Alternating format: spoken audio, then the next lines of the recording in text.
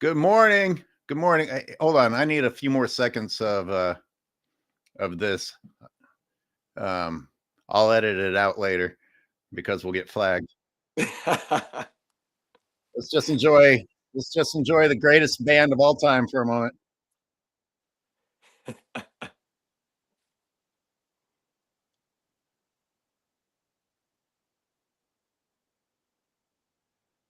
All right. Good morning, everybody.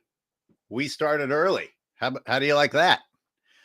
We're gonna let everybody filter in for a little bit while we catch up. We've got a lot.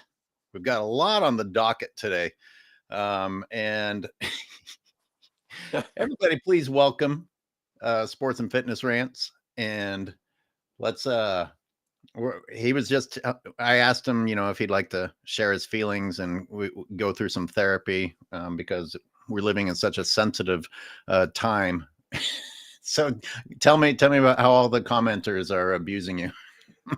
Yeah, man. So once again, man, shout out to AOH, man. Shout out to everybody in the comment section, the chat, man. Everybody in there that came in already. And yeah, I was just saying, man, they're trying to make me feel bad about myself. They're trying to make me feel bad about my name. So I've been getting a lot of this little red Robin. Oh, poor Robin, little Robin. A lot of little mans I'm getting a lot of now. And Wow, that's rough. People they try to bully you. Is what they're trying to do. But this is more the same what we talk about in society right now. These people really believe that these words, that these comments, that this stuff really bothers me or upsets me. And that's why we laugh. And that's why I have that whole playlist, that whole segment of LeBron James fans say weird things. Because it always seems to be the same people over and over again. And that's why I always tell these people the same things, man.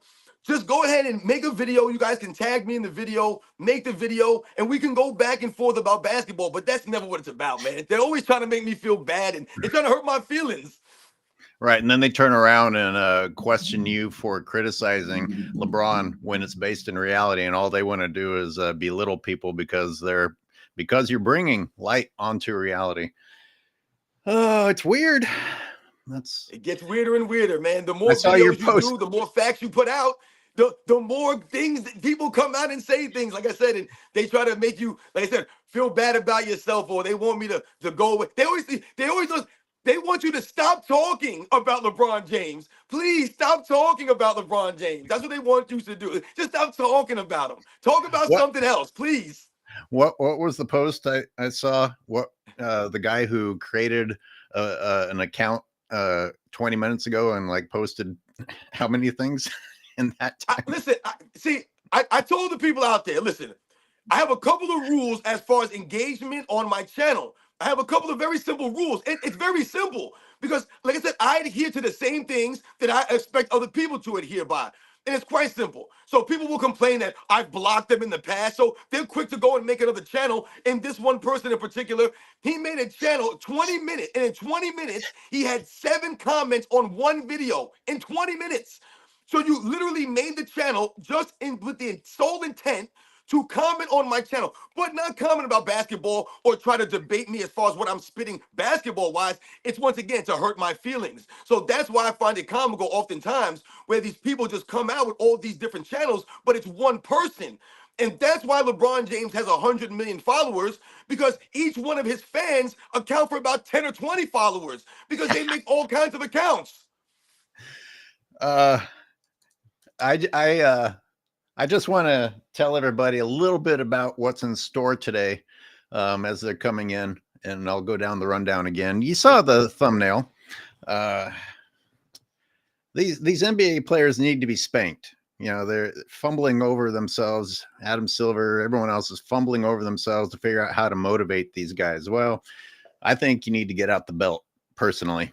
I want to ask viewers how many people got spanked will come when they were growing up and what they think about that. I want to talk about the Embiid reporter thing. I know it's old news, but I ranted about it in my members section, and I think I had a take that wasn't really widespread. I want callers to call in and provide specific examples of where you saw an NBA player do something that was terrible, and because that player didn't face consequences, it led to more bad behavior. At 9:20 or roughly there around, Johnny Arnett is going to call in. I invited him because his most recent video had a few points that I found intriguing, and I wanted him to expand on it. We're going to talk about what athleticism actually means. And we're going to talk about just all of these shit talkers in the world that face no consequences and really need to get beaten up, like when you walked home from school in the old days. Um, and look, we can go right back to last night, sports and fitness rants. We can go right back to last night and look at LeBron's triple double. And let's shout out to Scap Attack, who is doubling down on his love. He's doubling down on his love for Jokic after being called out for it. The thing is, nothing that he's saying is untrue. And the difference between Jokic's triple doubles and LeBron's, could it be any more clear that LeBron's triple doubles are hollow when you still know that if you took LeBron off the court, the team would do better? Wrap your head around that. Now, I know LeBron fans are in denial, but those of you watching, we have proof. We have proof. The Lakers over the years have done better when LeBron is out. I mean, we have proof. You can make all the excuses in the world that you want, but bottom line is that we have proof that the Lakers don't need him. So these stats can't really be that important. On the other hand, Jokic comes out and they can't beat the fucking Pelicans. Pardon my language. Trying to improve on that. So there's a taste of what's coming today. I didn't mean to interrupt your therapy session, sports and fitness rants. Go ahead and get out the rest of your feelings about all these mean commenters. No, listen, man, you said a lot of great things right there, my man. You said a lot of great things. You know, when you talk about the whoopings, the quote unquote whoopings and the spankings and, you know, all these things that, we called it growing up, that goes back to accountability. Your parents held you accountable, whoever it was that was in charge of you, your guardian, so to speak, they held you accountable by whooping your ass. That's what happened back in the day. And I've told people many times on my channel, that, I'm the oldest of four boys. And my father, and my mother, they held me even more accountable than my brothers. And oftentimes I didn't even do anything, but I took the brunt, I took the beating, so to speak, because I was held accountable for the older brother. So for a lot of these people that we talk about this generation coming up, a lot of these people, they don't believe in that kind of parenting, so to speak. Now, you have to be gentle with children. You can't do these kinds of things. They'll call the police on you. They'll call those child services on you now if you start beating your kid or spanking your kid. And in fact, we see now in society that might be, in fact, what could help cure a lot of this problem, man. It's like you said, someone getting slapped across their face and understanding that you're going to be held accountable for the things that you're doing, some of the things that you're saying. So, like we said before, these people will say all these crazy things in the comment section. But what really bothers me the most is the personal attacks when a lot of these people are not willing to put themselves on camera or to put themselves out there. That's why I often tell people, if you're going to make a personal attack about the way that I look or the way that I'm dressed or because I have Michael Jordan posters on my wall in the background and you want to say that I live in my mother's basement, which I don't, by the way, but if you want to say things of that nature, then you should at least have enough within yourself to put yourself on camera and face me face to face, so to speak, and put yourself out there. Don't hide behind the keyboard and hide behind the comments. That's what I find very cowardly about a lot of these people, man. And, they try to talk about things that they have no idea about, like integrity and class and honor or respect, things of that nature, man. So this is why we often laugh. And like I said, we're always laughing at these people. We're never laughing with them.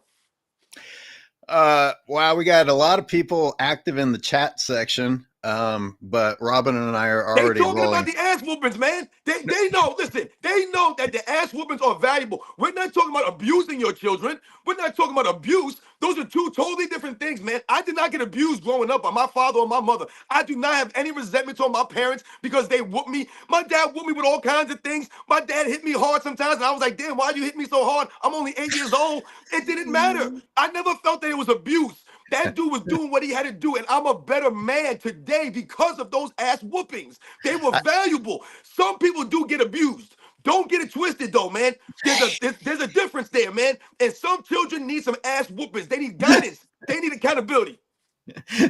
Madman says I got whipped with tree switches. He got those switches. They know. See, some of these people know, man. You got held accountable, man. You listen. Everybody was eligible to whoop your ass. Your neighbors could whoop your ass. The people in the same building as you, they could whoop your ass. There was nothing illegal about that. There was nothing wrong with that. Because if you was doing wrong, they would set you straight. You know Speaking that. of Speaking of it not being illegal, walking home from school was an adventure every goddamn day in survival. If somebody found your ass, it was up to you to survive. So, and listen, there was an important lesson there. You didn't walk around talking shit for no goddamn reason. You wanted to get home safe, right? I mean, I'm talking about like kids that had problems, the older kids that like their own form of therapy was to go and pick on little kids. Today you have just pieces of trash everywhere, whatever age, and they don't have anything else to do, and they just walk around talking crap to adults because there aren't any consequences.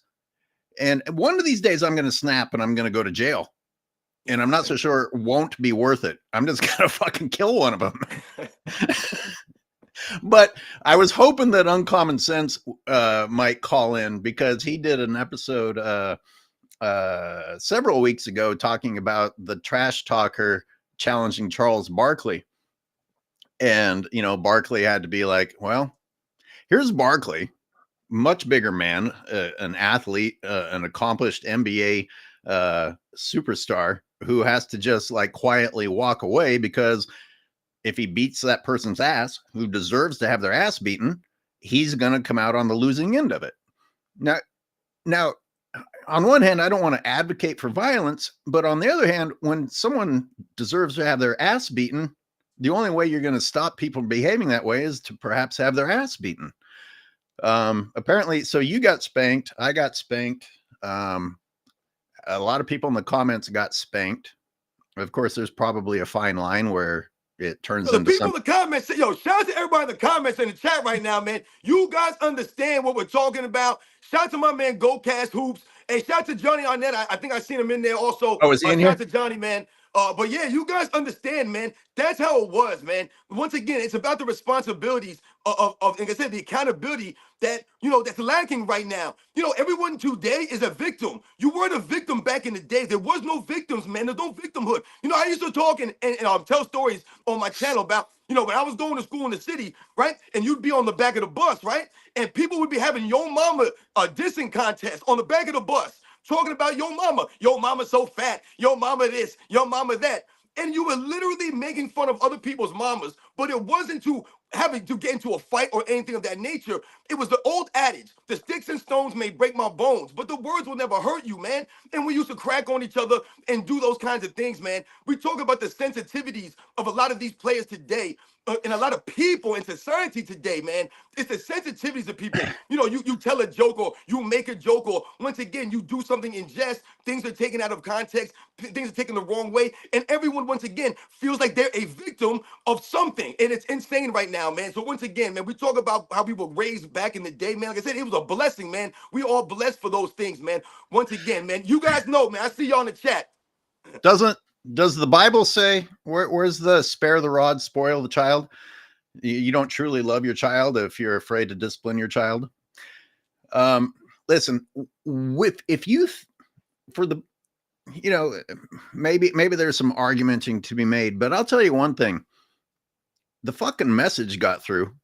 And when the consequences were real and the consequences were painful, all of a sudden you remembered, maybe I'm not going to do that again. It works. It works better than some other things. It really does.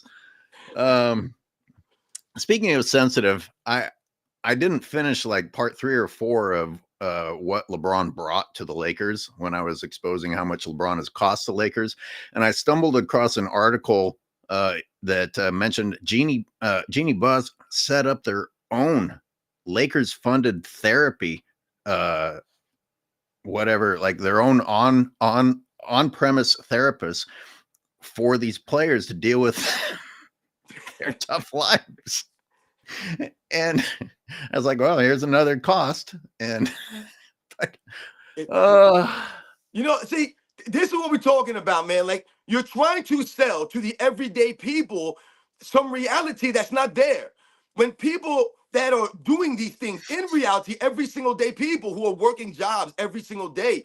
And once again, this is what we're talking about. People who are ungrateful, who are unwilling to once again show the respect to the fans, the people who are in fact paying their salaries, and like I said, are coming out to support these guys. But we question what they're really playing for. When we say that these guys are just playing for the money, we're not talking about every single individual player in the NBA. We're talking about an overall feeling that we have about these guys. And why do we have this feeling that they don't necessarily care for the fans or care for the game? Because they don't seem to give the effort on a consistent basis. They seem to look for ways to miss games, to avoid games. They look for ways to make the league not competitive.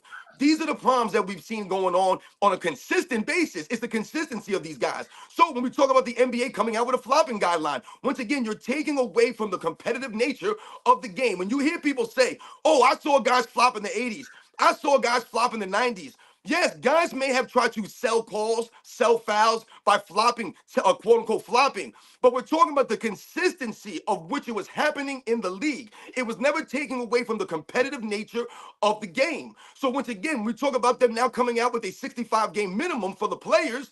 This all goes back to the thing that we're talking about. Are these guys really out there with the love of the game?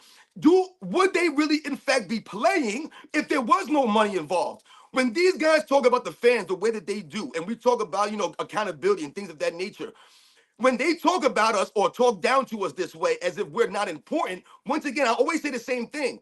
The players make the game. There's no game without the players.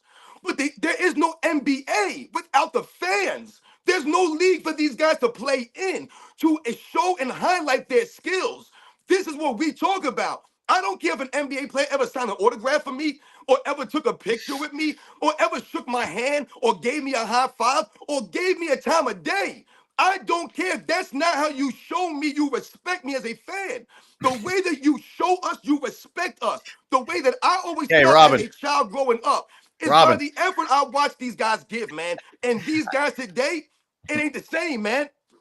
you're so skilled at ranting. I hate to I'm interrupt sorry, it. man. I'm sorry, anyways. I'm No, taking over this but thing right now. yeah, don't be disrespected. I'm going to rein you in every now and then. I there was a super chat on the screen. I already changed it. Danny Jones, what up?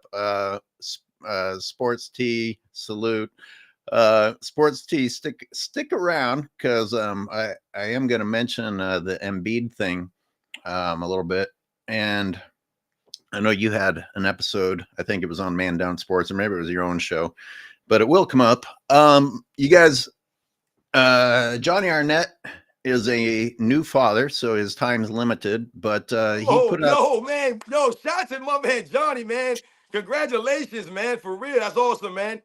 Yo, shout to Sports T. I see Sports T is in the building. Yep. I see you, girl. Scrolling through these. You see anything else? You see anything else that I need to throw up on the screen? The comment section is so. No, these guys are, like I said, man, everybody's alive right now in the chat. So shout out to everybody out there for real, man. It's a new world when AOH starts quoting Bible verses. Listen, that shit was drilled into my head. Drilled in. I know the Bible better than a lot of people, believe it or not. Oh, shout out to my man, Franchise Sports TV. What's good, man? What's up, Franchise Sports? Need to get Zay 93 on someday because you know what's just fascinating to me are the LeBron converts, the people who actually lived through the brainwashing and came out the other side, because to dig into their brains and what happened to them and how they finally saw the light is pretty interesting, which brings me to Johnny Arnett finally. In his video, and I'll also a shout out to the Real Mind Crime also. I'll mention Real Mind Crime real quick. He had a video in which he showed a LeBron fan reacting to Michael Jordan and having his eyes opened. And I sort of have a problem with it and I sort of don't, because I understand the influence of witnessing something live and why that would affect you. So LeBron fans who grew up thinking, oh, and they're being told, oh, this is the man. That's one thing. And when I was growing up watching Magic Johnson and Larry Bird and later Michael Jordan, I didn't go back and try and find Wilt or Bill Russell games. It wasn't physically possible, by the way. I couldn't have if I wanted to. The internet was far from existing. I had 3 channels that you could click through.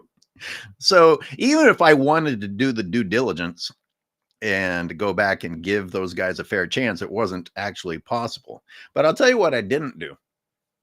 I didn't talk shit about people I didn't know anything about. There was no need. Now, these guys who wake up and realize, oh, wow, look what Michael Jordan did. Great. Good for you. But for those of you who are talking shit without doing your research first, shame on you. Well, why would you talk about something that you don't know something about? Why would you talk about something that you don't know something about? You can like who you're growing up with. No problem. No problem. I get it. But don't start trashing people you've never looked at before. That's absurd. And Johnny Arnett had a couple of specific examples. Like he mentioned somebody trashing Brent Barry. I guess because he's white and they just assumed he was unathletic. And Johnny Arnett had to say, well, you're talking about a guy who dunked from the free throw line with his warm-ups on. And then he brought in a modern example of, well, here's Kyle Anderson in the better NBA who's, slow as hell. So don't talk shit about people that you've never looked at before. These are the types of, and that type of behavior shouldn't exist. Like, isn't that common sense, or wasn't it common sense for the older people that if you say something you don't know anything about, you're going to get humiliated for doing that later, and therefore you learn to keep your mouth shut? And I'm going to assume that that's Johnny. It is Johnny. So, Johnny. I'm about to say, I wanted to respond to what you just said, man. Go ahead. John, I just want to let Johnny in. No, let Johnny go, man. Let him get a chance, my man. I know, congratulations, man. Good to see you, I man. appreciate it. Yeah, I'm very, very tired these days, but she's about a month old, and couldn't be more blessed. So, no, it's good, and thanks for having me on AOH, and it's good to see you again, Sports and Fitness. That video, it was interesting because I mentioned in the video that usually I play defense, when it comes to this topic. When people talk about old school eras, the I love this game era and all that type of thing, like they're usually going after, their athleticism, their lack of skills. They're finding like outlier examples and saying the whole league was like this, And so usually I try to explain, it wasn't really the case, that sort of thing. This was the one time where I was like, you know what? Screw it. I'm going to play offense. I'm going to use your stupid logic against you guys and have you see that, there is really no perfect league out there. And so I talked about how Kyle Anderson's one of the slowest small forwards in NBA history, how guys are now modern athletes and incredible, but apparently they have the durability of a graham cracker because, many of the best players in the league are like freaking sitting out all the time. You can't get Joel Embiid, Kawhi Leonard, Anthony Davis to stay on the floor. And so just went on over and over again, just basically roasting them. And what was interesting is that was kind of eye-opening for a lot of like younger fans. That was one of the best receptions I had to younger fans from younger fans, because they were like, oh, okay, you can do this with our era too, So it was fun. It was a fun exercise. It was a little bit different. I tried to wrap up the video at the end being like, this is what's beautiful about basketball. Like Magic Johnson, Larry Bird, Nikola Jokic, Luka Doncic, they're not the fastest. They're not the most incredible from a pure athleticism standpoint, but they're amazing at what they do because of their skills, because of their basketball IQ, just their basketball minds. They know how to execute better than any of the other guys out there, and that's why they excel. And to me, that's what makes basketball so special. I think that's why Steph Curry became so popular. There's like, he's a 6'3" guy. I'm 6'3". I was like, look at him dominating out there, and he's 6'3". So I think that's a good example of just what makes basketball so special. They're not all Victor Wembanyama out there or Wilt Chamberlain out there, you know? You already touched on it, but a sense I got in your video that I actually wanted to talk to you about today is that you finally hit a threshold. Like you kind of have been tolerant of this new generation of fans, and you finally said, okay, enough is enough. Like, can you tell me what was going through your mind prior to that? Like, how long have you been debating whether or not to just say, all right, shut up and look at the reality? Well, I was trying to do it. I don't know if it's necessarily like I've changed so much in like my approach and stuff. My approach is always like I'll be honest with you guys. Michael Jordan's the greatest player of all time, and I don't think it's particularly close. Kobe Bryant's my favorite player of all time. I think LeBron James is a very, very great player, but I think the media kisses his ass all the time because he's the active player, and you need the active player to pin against the great player. If they're talking about Kobe and MJ, you're talking about two irrelevant players because neither of them are playing anymore. And I'm not the biggest LeBron fan. I'm not a LeBron fan, to be honest. I'm not. I'm a Lakers fan, so in some ways I'm kind of obligated to root for him. But no, I don't like flopping. I don't like, calling yourself the greatest player of all time and that sort of thing. Weird. But my my channel, I try to be as objective as possible, with just the basketball standpoint. So I'm like, all right, how good is LeBron as a player, even if I don't like a lot of his antics? You know what I'm saying? And so that's basically how I try to run my channel. But I got to a point where I was like, they're still not getting it. They're still not like, I've made so many videos playing defense. I'm gonna play offense and see what happens. And I did lose a decent amount of subscribers because not everybody has the attention span to make it to the end of the video and see what the ultimate point was. But it was cool to see a lot of them were receptive to it and going, okay, wow, it's not just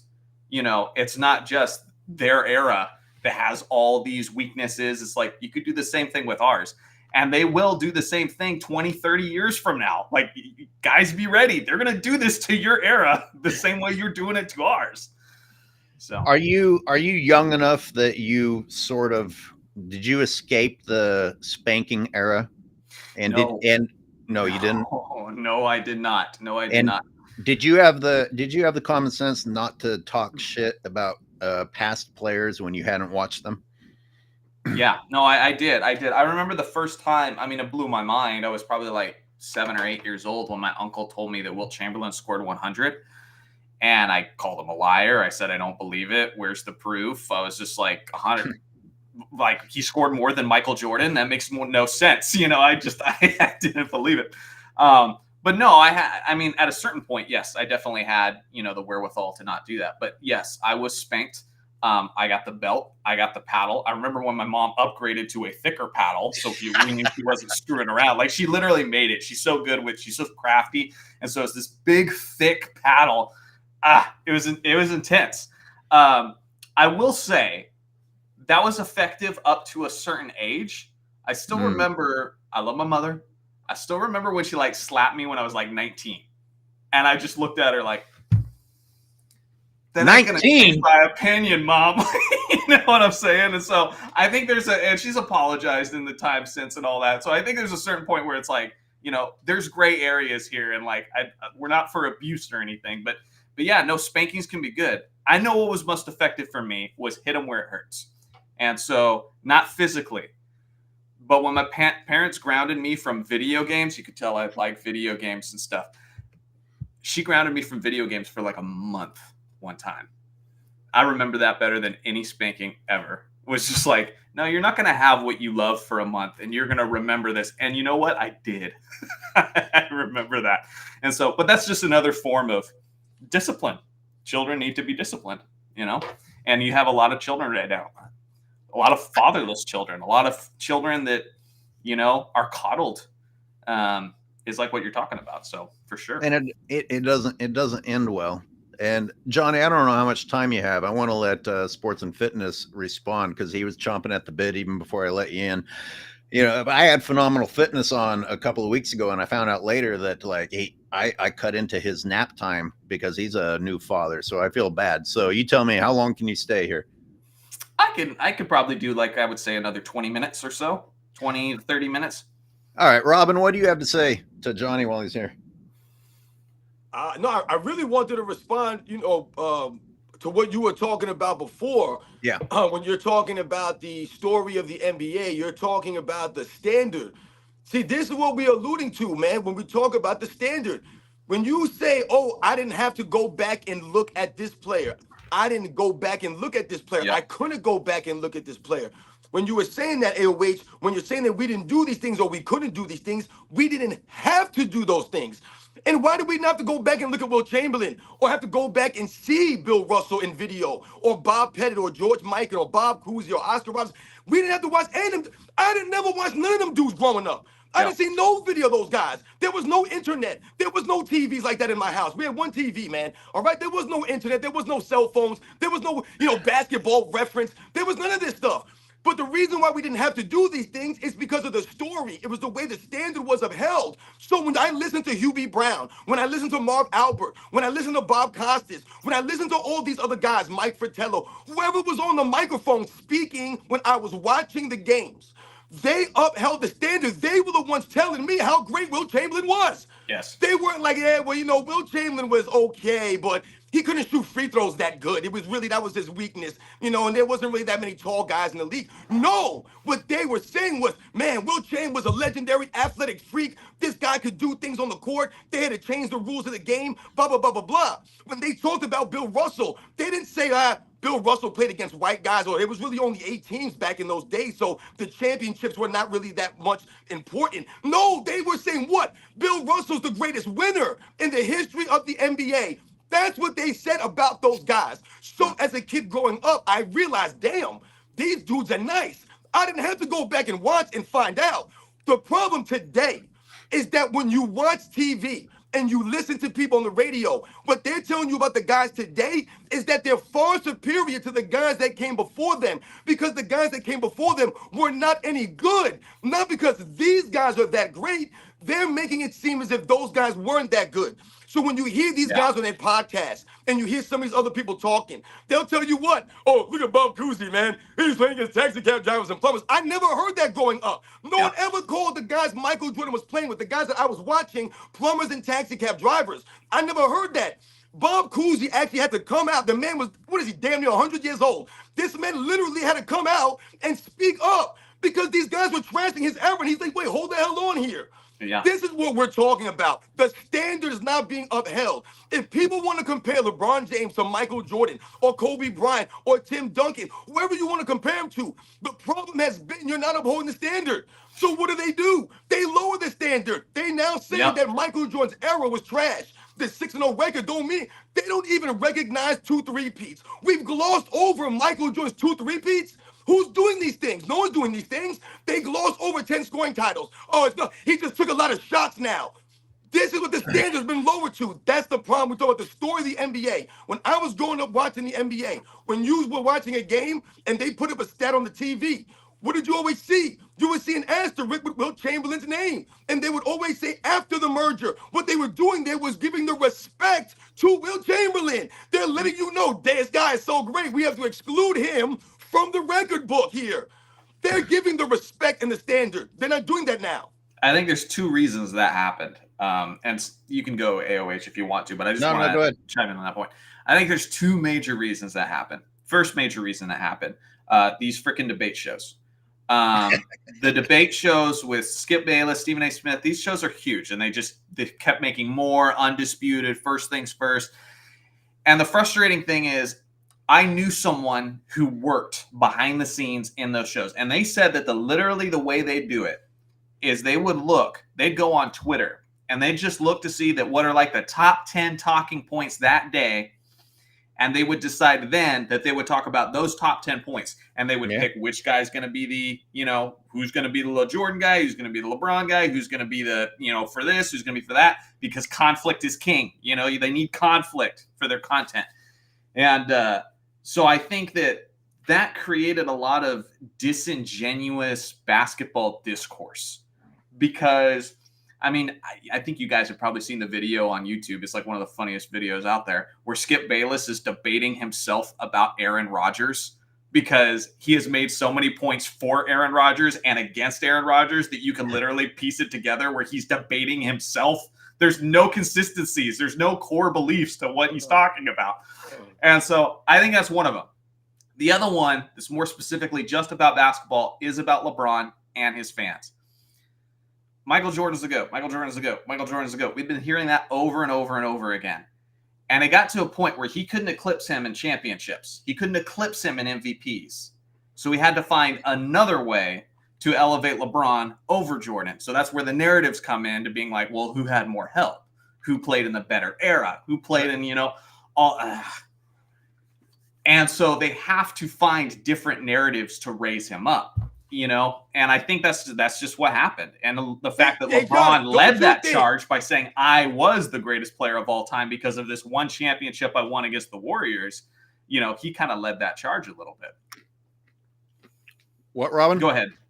Oh, no, I was going to say, John, don't you think it would be a lot greater or better for these shows or for everyone overall, the podcasters out here right now, these ex-NBA players, the current NBA players, if what we're talking about is you have everyone argue and debate off the merits? I've done several debates, man, on YouTube. I've only been on YouTube a couple of years, man, and I've done several debates, man. And once again, I've never had to tear down a player to make the argument for the player that I was debating against when I debated against a Magic Johnson, for example. So for me, it would be greater if we're debating the greatness and not lowering the standard. So yes, you're right. And once again, we talk about the word integrity. When these shows, if that's how they run their shows, that goes to the integrity of the game. Because once again, you're not educating the people. If the people, in fact, think that everyone in the 90s was not good, or they think that Scottie Pippen was greater than he really was, then you're not educating the actual fans of the NBA. So we're taking away from the game. And I think that's where the disconnect comes here. You know what I'm saying? With the people, some of these fans, because they're fans of the player. They're not really concerned about the overall impact of the game you're talking about. Because it's not just Michael Jordan. Oh, we're going to tear down Michael. You're doing nothing to Michael Jordan. Michael Jordan is still selling more money and selling more merchandise and is more famous and more popular than any current NBA player could possibly dream to be. Michael Jordan's going to be all right. The fact it remains, it's bad for the game overall. 100%. Johnny, you mentioned that they would come up with the conflict-based talk show, like a Jerry Springer for sports, which is bad enough. But now I feel like they're afraid to even do conflict. Now they're just kind of like bouncing off of each other with compliments for LeBron. And it's very rare that you hear anybody even stand up and say, well, wait a minute, that's not true. So and as bad as your example was, I feel like somehow we even got worse. Well, I will say this. I haven't been watching those debate shows closely for the last 4 years. They burnt me out. So if that has been changing, Johnny, I haven't even seen it get worse in that way because I disengaged for that reason. Yes, I agree with you, but you don't even have to watch the debate shows anymore. You watch the halftime commentary, which is a panel of the same fucking idiots. And I hope fake Richard Jefferson calls in Steam Engine, because I had to listen to Richard Jefferson last night just backpedal all over the goddamn place trying to explain the absurd calls that were made to favor LeBron James. Yeah.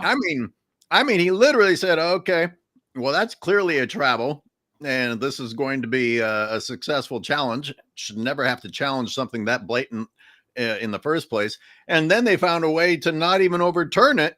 And Richard Jefferson was left saying, oh yeah, so you can't move parallel when you're playing defense. Sure. Jesus Christ, this is where we are now. Yeah. Well, I think there's some secret clutch sports agents out there for sure. But Richard Jefferson has a championship because of LeBron James. I mean, they were, No, Richard Jefferson played big in that finals, man. He was good in that finals. But I'm saying, he's his guy. Guys stick up for their guys. Because he said, but I remember watching that finals. Richard Jefferson started for You're right. Richard Jefferson would have won a championship without LeBron. I'm just saying he's his guy. What I'm saying is that he earned that ring, though. He played his role, son. Sure.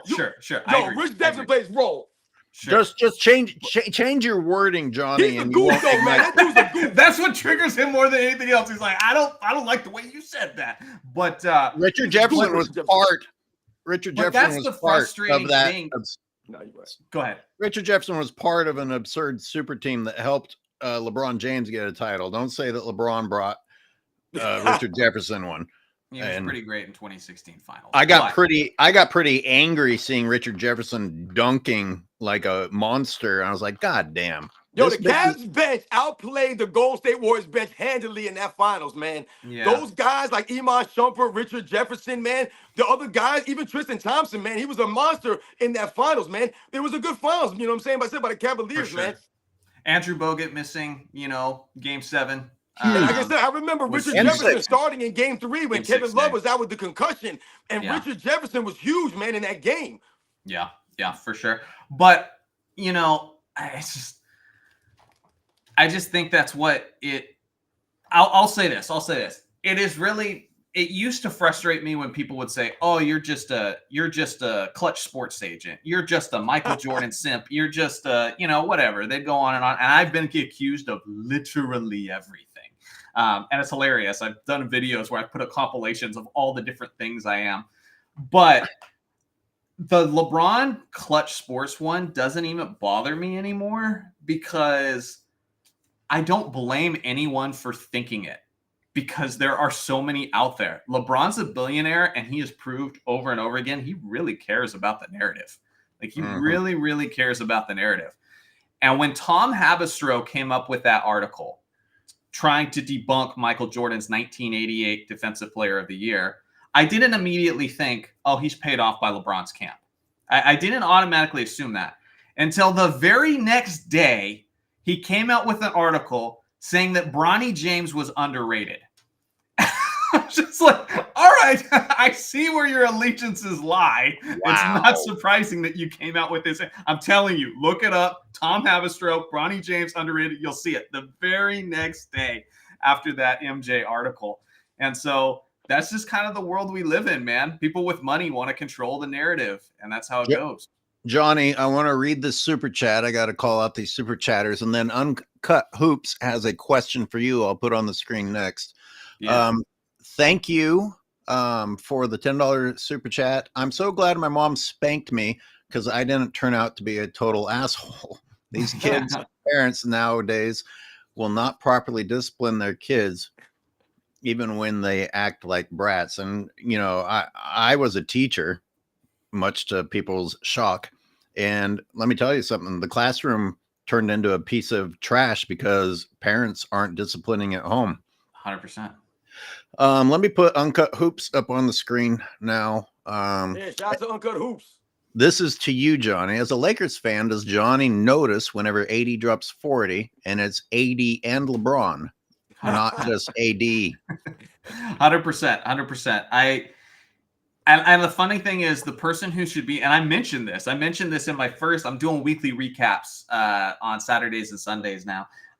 But I mentioned this, that the person who should be getting the most frustrated about this is Anthony Davis. I just don't get, maybe he's just afraid to, rattle LeBron's cage a little bit, but like that guy so often doesn't get the respect he deserves because LeBron has to be the guy. LeBron has to be the leader. To be fair, LeBron is playing well right now. 4 straight triple-doubles, 4 straight victories. We'll take them. They've been against bad teams, but I'll take them. But yeah, no, it's awful because AD in reality right now, if they finish with, a top 5 seed in the Western Conference, AD should be in the MVP conversation right now, not LeBron. But that's not the way they're talking about it. Comment on what I said earlier. You may not have been listening, and I've got footage. Everybody hang in there. I'm going to play some clips like we did last week. LeBron's triple-double was shit. It was fucking shit. I'm going to need you to elaborate. Fucking shit. Listen, take LeBron James out of the game and they still win. That tells you that the triple-double meant fuck all. Take him out of the game and they still win. That triple-double didn't mean anything about winning the game. I have a clip of his rebounds at the end of the game They were basically passes to LeBron James. 2 air balls in a row that landed in LeBron James's hands, sitting alone. Alone. Neither team near him under the hoop. And, oh, here comes an air ball into my lap. Oh, two crucial turnovers in the fourth quarter. 2 points from LeBron James in the fourth quarter. And I have to hear about LeBron's triple-double. Get out of here. Fuck him. Give him a quadruple double every game, and it's all bullshit. All right. I will say, did you see the parlay one where he was pointing to a fan in the crowd? LeBron got was it the rebound or a point? LeBron basically blatantly padded stats to get one of these triple doubles. It was like garbage time. Game was over. LeBron got that last stat, and he was laughing, and he was pointing to somebody in the crowd, and he talked about it post game. And he said that he was helping a fan get their parlay, so he won his bet. and everybody on X and everything, all of LeBron were just like, "Oh my God, what a hero! Like, that's so awesome. He's for the people." And I'm like, dude just fooled you all into approving his stat padding. Like, what is happening right now? And so I did see that one, and I thought that was rather hilarious. I was like, that was some 3D chess by LeBron, and usually he'd be getting hate for it, but he tricked everyone. Well, I turned it off around halftime, and then I turned the TV back on when the Warriors were supposed to be playing, and it was the post game, and they were that freaking ESPN panel was sucking LeBron's Johnson talking about his triple double, and I had to turn the TV off again. I was like, God damn, can I turn the TV on when I want to watch the Warriors and not hear a lie about LeBron's triple double? Yeah. And I want to piggyback off of what Sports and Fitness said, because it's so true. The problem with that is when LeBron is the talk of everything, when he gets credit for everything, I think it really just does devalue basketball history. It really just does devalue the big picture of basketball, because now you're not appreciating all the different guys who have major roles in this. You're not, it's like, I'm a nerd, so I'm going to make a nerd analogy, but it's like Star Wars. The original Star Wars movies were great because you had all these different characters with all these important roles. You had your Luke and your Han and your Leia. Then they came out with this new one where this character named Rey is the brains, the bronze, the smarts. She's the best at everything. And it made the movies shit. That's why the movies are garbage, because she was the LeBron James of Star Wars, where she just gets credit for everything. And, yeah, she didn't have to go through a development phase either, like Luke did. No. She was just blew Luke out of the water from day one. Sure. Yeah, no, she needed to teach him how to properly be a Jedi. Exactly. And so, yeah, that's the most frustrating part about it. But that's the thing. That's another reason I don't like to 100%. LeBron obviously deserves some of the blame for that, but it's not all on him. The media is a big part of it, and the commissioner is a big part of it. Because, again, why are these guys flopping so much nowadays? Because they get away with it. Yeah, where are the consequences? Exactly. I remember in 2013 when he said that they were going to start cracking down on flopping. Well, how's that happen? 2013. Yeah. Right when he came into office, into the commissioner's office, he said he was going to do it. Has that happened? No. Well, he's talking about how they're going to start playing defense. Last year, heading into the freaking All-Star game, they were talking about they are going to put an emphasis on defense. They're going to bring back competitive All-Star games. And what did we get? The highest scoring All-Star game in basketball history, both teams combined for nearly 400 points.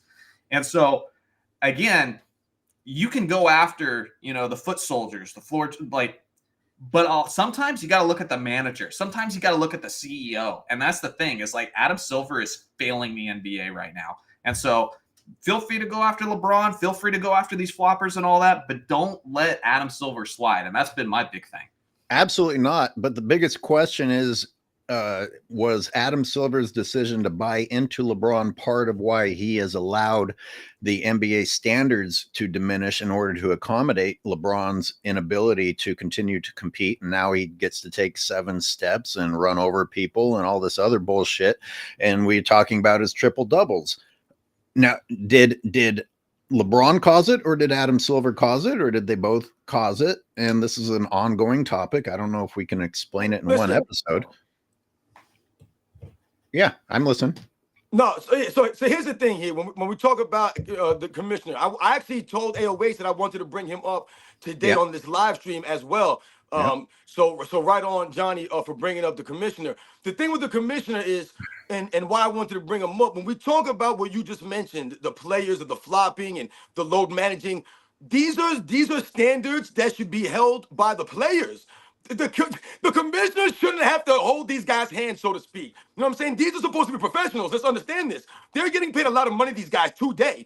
They're getting a lot of money. So once again, it should really be up to the players in those areas. The commissioner's job, like you said, should be to uphold the integrity of the game by also worrying about how the NBA is marketed. That's what he should be worried about. The NBA is not being marketed great because you're tearing down the bass, man. So once again, that's what Adam Silver should really be focused on. Why are you guys tearing down Michael Jordan? He should be questioning these fools on ESPN. He should be, yo, who the hell are you guys to be tearing down these past players? You don't have to say that Michael Jordan's the greatest of all time. Who gives a damn, really? Who gives a damn?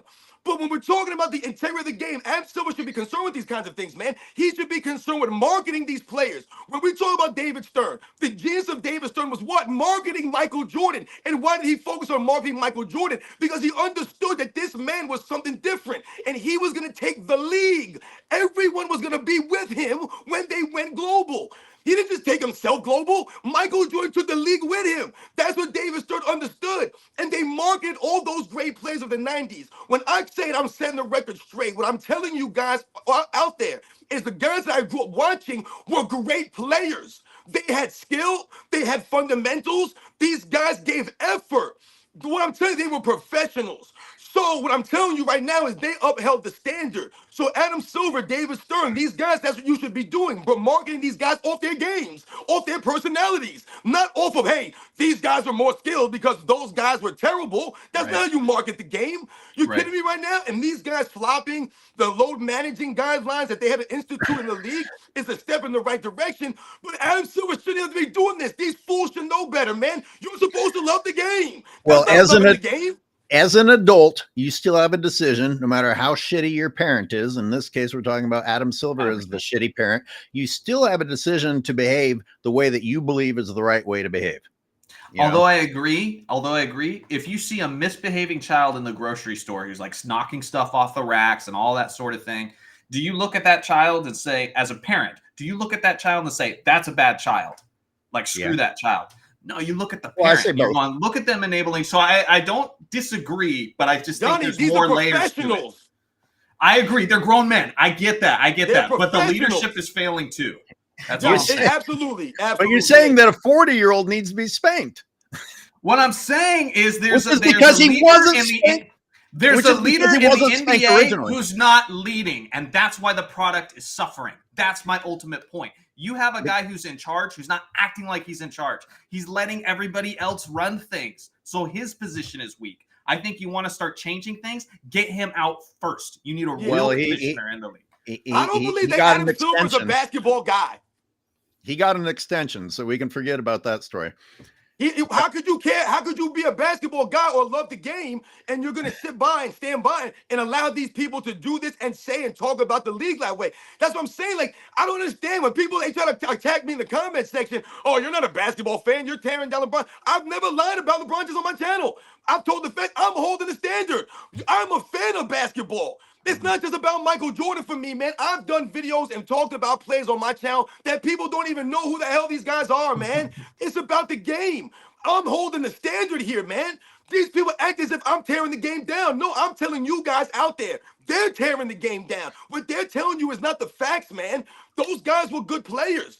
They played the game a certain way because that was the way the game was. That was the standard back then. When you guys make fun of these guys and you clown white people, and know all of a sudden now basketball players are decided off of their skin color. When the hell did that become a thing?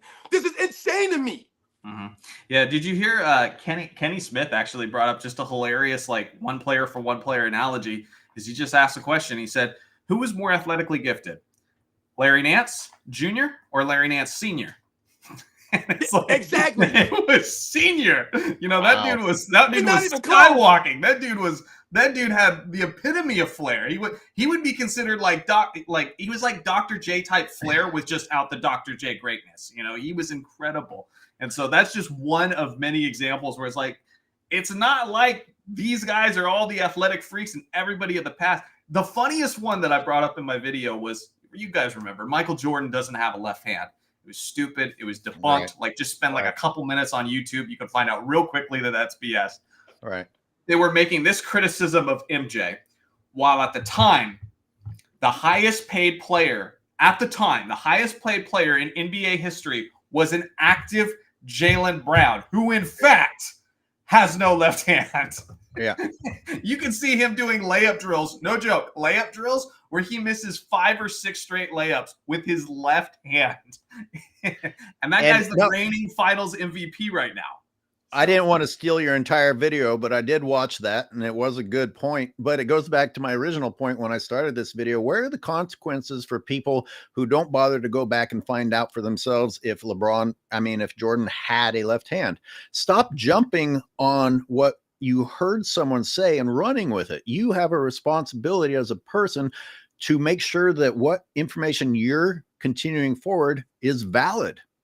And where are the consequences for when you make an ass of yourself or tell a lie? There aren't any anymore. There was a time where if you gave the wrong answer, let's go back to the classroom since we're talking about getting spanked. I mean, I know my schools, I got spanked at home and I got spanked at school. I mean, it was terrifying, but it helped. But you also got humiliated in front of the classroom if you talked out your ass about something. Nowadays, I don't think that would be true. It's like, oh, I'm wrong and there are no consequences. I take it even I'm wrong step and there are no further. consequences. Yeah, I go take ahead. it even a step further and say that it's not just that there are no consequences, like negative consequences. A lot of times you're rewarded because in this social media age, sometimes even negative recognition is good recognition because you get a lot of dummies who add to your follower counts. You get a lot of dummies who are adding to your view counts, you know? And so the thing is, like, you know, talk about, I like YouTube's algorithm, and there's some things I like about X as a social media platform. One of the things I don't like about X/Twitter is that all that matters there isn't your like to dislike ratio. It isn't your average watch time. It's literally engagement. And so because it's engagement alone, somebody can come out and say, let me just say some stupid crap about Michael Jordan, you know, just outright, just blatantly lie. And of course, it's going to trigger us, you know, which means the comments go up, the engagement goes up. So I think that's a big part of it. It's just the social media era where now people are being rewarded for ignorance. People are being rewarded for saying stupid shit. That's so and I true. think that's a big problem. I was gonna in the description, I invited callers to be prepared to call in and give specific examples of people not facing consequences for their actions and in fact being rewarded. And Anthony Edwards comes to mind to me a lot because he said the dumb shit about not conditioning to be in the playoffs. Well, where's his pay cut? Where's his contract removal? He took 7 steps and changed his pivot foot 3 times in the Olympics, and instead of being penalized for it, was cheered and started parading about himself, like, oh, look at my skills. I mean, it's exactly what you said. It's the exact opposite of a consequence. If people don't get called out, you see them turn into these monsters where somewhere in his mind right then and there, he actually changed from thinking I might have fucked up to, wow, I really do have some footwork. Yeah. You know? And then you continue forward. And then he continues to say stupid shit off the charts. I can't even keep up with his dumb quotes now. So he's gotten worse, you know, and he didn't face any consequences. So this is Anthony Edwards, to me, is a great example of if you don't face any consequences, you're not going to go down a very good road. Yeah. Yeah. But adding on to that is like when you devalue, you know, greats from the past and you just consider them all just idiots or they were just good because of the era they played in and stuff, you're not going to seek their counsel. You're not going to, I mean, that's what made Kobe so special. Kobe wasn't the pure athlete that Michael Jordan was, but he was a student of the game probably like no one else. I mean, he had the humility to say, I want to learn this from this guy. I want to learn this from this guy. The one that just drives me nuts is, and he's still young. I mean, he's in his second season, but Victor Wembanyama. Victor Wembanyama goes out there and shoots like 8 3-pointers a game as a guy who's 7'4" or 7'5" tall. He should be shooting 60 to 63% from mid-range, in the post, that sort of thing, just off of the fact that no one can defend his shot.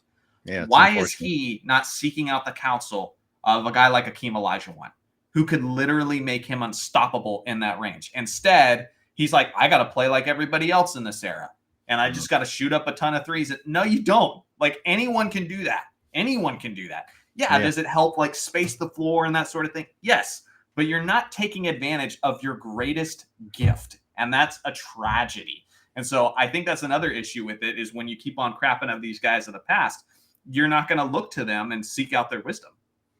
That's a great point. I mean, you guys mentioned 2 players that shoot too many threes. Anthony Edwards shoots too many threes too. This guy's out there chucking up threes himself, man. You mentioned a couple of guys. You could think about John Morant.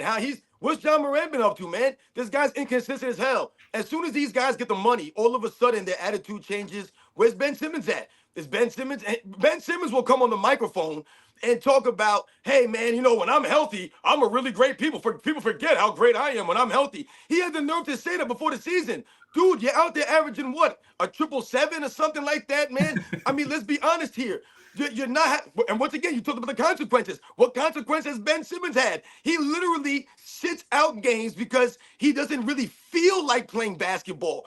He's not injured. He just, I just don't feel it, man. You know, I don't want to do, my son, he's 7 years old, man. He watches SpongeBob a lot. You know, there's an episode of SpongeBob where Plankton's trying to get the secret recipe from him. So he like brainwashed him, and he tried to get him to be his friend. And he's like, yeah, I don't really feel like, doing it today.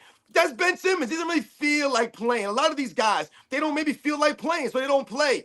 And that's the problem here, man. But you mentioned Victor Wembanyama. I mentioned in a video I did the other day, this dude, why are you shooting 12 threes? Why are you out there standing around? We're talking about these plays. Some of these guys are being lazy. You guys have literally, this is what the game has become. You mentioned the All-Star game earlier, Johnny, and the way the game was played. I watched every single minute of the All-Star game on purpose. I purposely put myself through that hell because I wanted to literally see if there was going to be any change in the game. And maybe, you know what? In the fourth quarter, these guys will turn it on. It'll get more competitive. No, it didn't happen. As a matter of fact, if you actually watch that game, what you notice is in the second half, it got worse. They got less competitive. I don't think anyone full sprinted in the second half. I'm talking about a full-out sprint in the second half. Karl Anthony Towns was out there goofing around. They're missing slam dunks. They're out there. They took over 123s, I want to say, combined, man. They shot some ridiculous amount of three-point shots in that game, like you mentioned before, man. It's ridiculous how many points they scored. And this is what we're talking about, the standard. What the hell?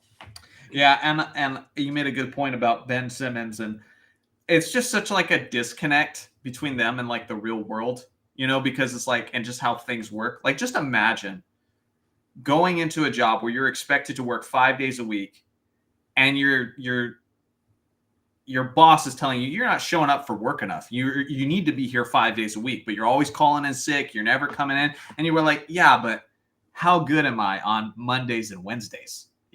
Like those 2 days I'm in, I'm like employee of the month. That ain't gonna fly. You're still gonna lose your damn job. And so but that's what they're doing. That's literally what they're doing. It's being like, well, that time I'm out there, the best ability is availability. I might not have that, but when I'm out there, I'm a problem. Like, I like that. And on top of that, now they're not even really problems, and there's still no consequences. I went off in my members section rants. I'm not sure the whole world wants to hear me just jog and complain. So it's only in the members section. Congratulations to those guys who get to hear extra complaining. But, somebody defended Ben Simmons. It was like, oh yeah, the people did forget how good he was. I'm like, how are we supposed to remember? When's the last time you fucking played? How good do you think our memories are? And now you're back and you are reminding us that you suck. But you mentioned Anthony Edwards and his 3-pointers, Robin, and he justified that by saying, oh, I want to reduce the wear and tear and getting tired driving. I'm like, the only wear and tear this guy faces when he's driving is the wear and tear on his vocal cords as he screams, hey, ref. Hey, ref, nobody's challenging you. I You saw that video you soft did. bitch. Oh, you saw And that? again, Yep. how much physical abuse did Hakeem take? Was Hakeem this big, strong, like bruiser? No, he was a finesse player. He's a oh, gotcha. Like that was Hakeem. Like that's what you need. You know, just a little bit of that, or maybe just maybe, not even a Kareem skyhook because that crap's hard to learn, but just a baby hook. A guy's got what is his wingspan? Like 8 freaking feet? I don't know, but it's crazy. And just a little baby hook shot as a 7'4" player, you would, if you could get that regularly, you'd be automatic. No one can defend that. I just don't get it. It's like everything's just streamlined. It's like everything's just on a conveyor belt, and every player's just same player. 7'5" 3-point shooter, 6'3" 3-point shooter, 6'7" 3-point shooter, and it's just, and that right there is also just kind of killed the enjoyment of the game. Because it's like the same jump shooting crap on repeat. So I want to talk about consequences, and I want to talk about Joel Embiid. If you have time, stick with this. This was definitely only in my members section, and when that reporter for the Philadelphia Inquirer was hands laid on by Embiid and whatever went down. Prior to that, he had mentioned Embiid's brother and son. And my thing was, well, he kind of had a point because Embiid first mentioned his brother and son. Embiid is the one who came out and said, because of my brother and son, I want to be impressive and I want to leave a lasting legacy. Now, here you have a Philadelphia local who has watched Joel Embiid make $500 million while playing 50% of his career. I'd be freaking frustrated too. So don't give us these emotional speeches about your dead brother and your child when you're not going to honor their legacies yourself. And maybe you guys tell me if you think that I'm harsh, but don't open your mouth if you're not going to make good on it. So the reporter mentioned that. He said, look, if Embiid wants to talk about this all the time, then make good on what you said about your brother and son. And I saw some people came out and said, oh, that disrespectful reporter, and how dare Embiid be suspended. Well, how much of a punishment is a suspension for a guy who was voluntarily not playing in the first place? And secondly, does anything the reporter said justify a giant of a man getting fed up and attacking him? And are there no consequences for Embiid not coming through on his own self-declared desire to be great? I still don't understand what happened between the Olympics and the beginning of the season. Mm-hmm. Go ahead. You guys have any feelings on that? Go ahead, Johnny. Go ahead, man. I'm actually, I need to bounce soon, but no, I mean, you're speaking facts, but yeah, I'm already way above what I told my wife I would. Okay. But no, but I'm just going to say, dude, you're speaking facts. AOH, you're right. And I don't know. I've seen situations like that where guys have excuses to just lash out and that sort of thing, where it's like, you know, I don't think that people misbehaving is an excuse for you to just throw out all your morals and just, that's my opinion. I will say, somebody in the chat did say, when's that LeBron assist video coming? It's still coming. It's just not coming at a time where I have a newborn baby and life hasn't settled down, because I don't have time to make that video be a quality video. That's a big deal. So right now I'm trying to focus on easier content to produce to support my family.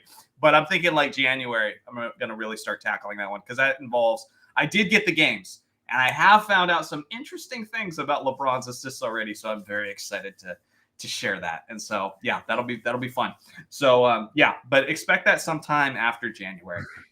So thank you for giving us some of your time, Johnny. Yeah. Thank you for having me on, guys. You guys are awesome. And we will talk soon when baby grows up and isn't so demanding. Yo, man, congratulations again, man. Take it easy, man. Thanks, guys. Appreciate it. How do I? Oh, there it is. I see. Go ahead. There's a caller in the waiting room. You're premature. We got too much going on right now, so I don't want to be rude to you, but just call back in later.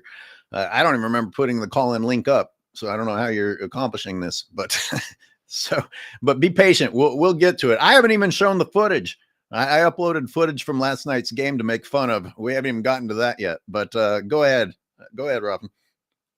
Yeah, no, just about I had done a video and touched on the Joel Embiid situation with the reporter. And my whole thing, once again, it came back to the fact that Joel Embiid was not actually playing. He currently wasn't playing. So you had all this energy for the reporter, but you have no energy to be on the court, man. That's my biggest thing with a lot of these guys, man. They're tough guys. They want to go back at the fans. He wants to go at this reporter. He wants to stand up for his brother, his son, whatever the case may be. Dude, that's fine.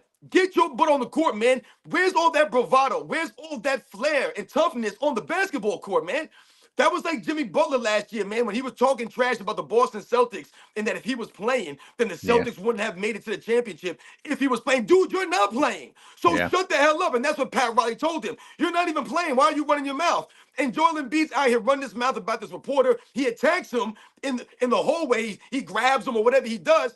You have all the energy to do those kinds of things. You're not worried about getting injured, but you ain't got no energy on the court. Security had to come and break it up, but you can't go on the basketball court, man. You got to be kidding me with these guys, man. Once again, we talk about the sensitivities of some of these guys.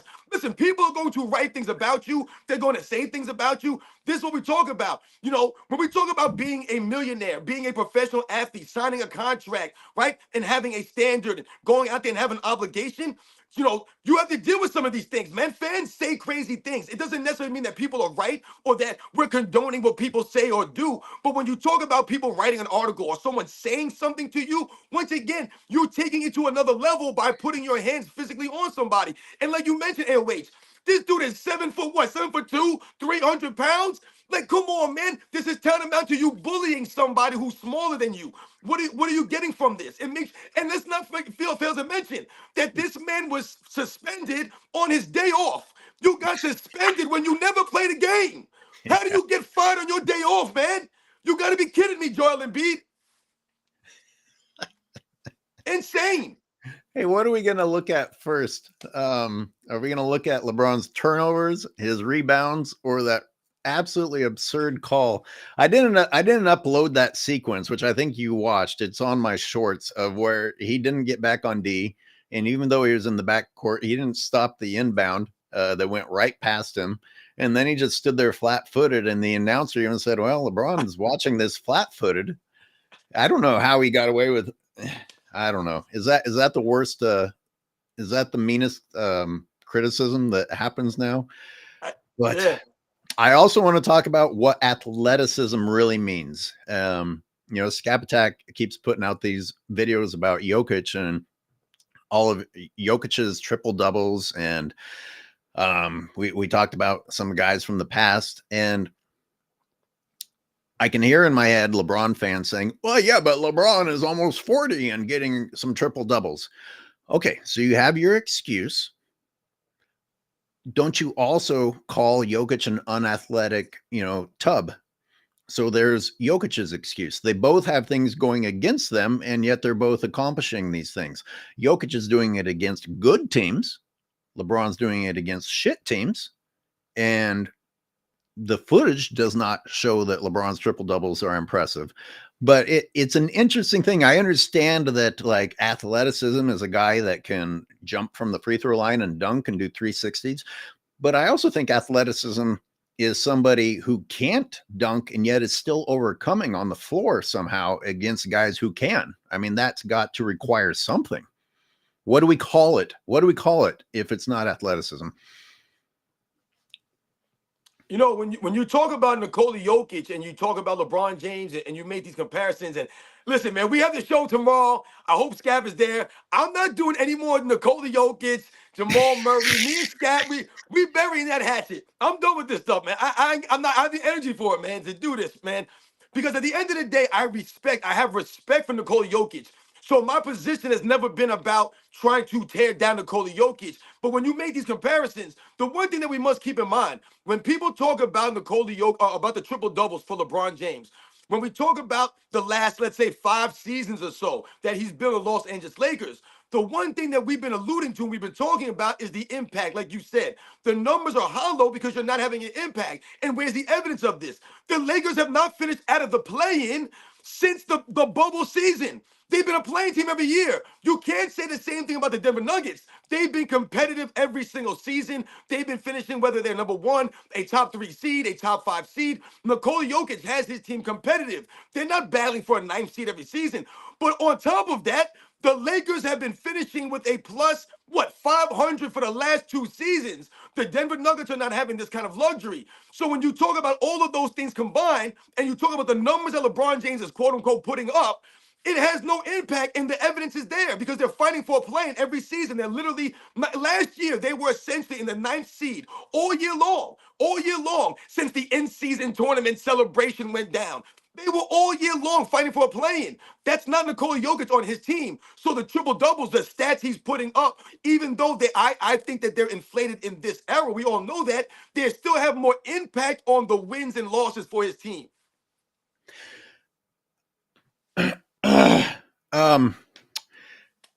I want to look at some of the footage in a minute. I'm going to go use the restroom. You want to take on some people in the comments? Because I know that your eyes are always scanning the comments.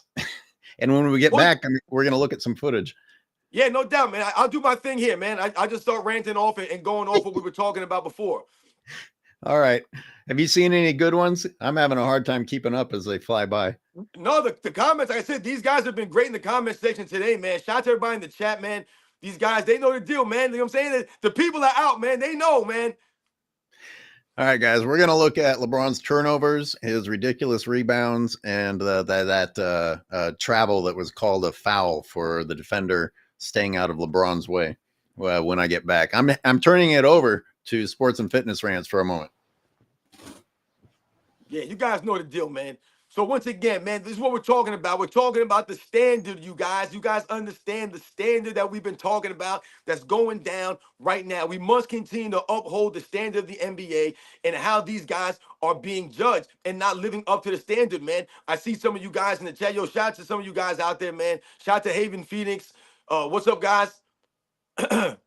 Yeah, like I said, man, Jokic is having an impact, man. He's having an impact on the wins and losses. The numbers are not hollow, so to speak, for Nikola Jokic.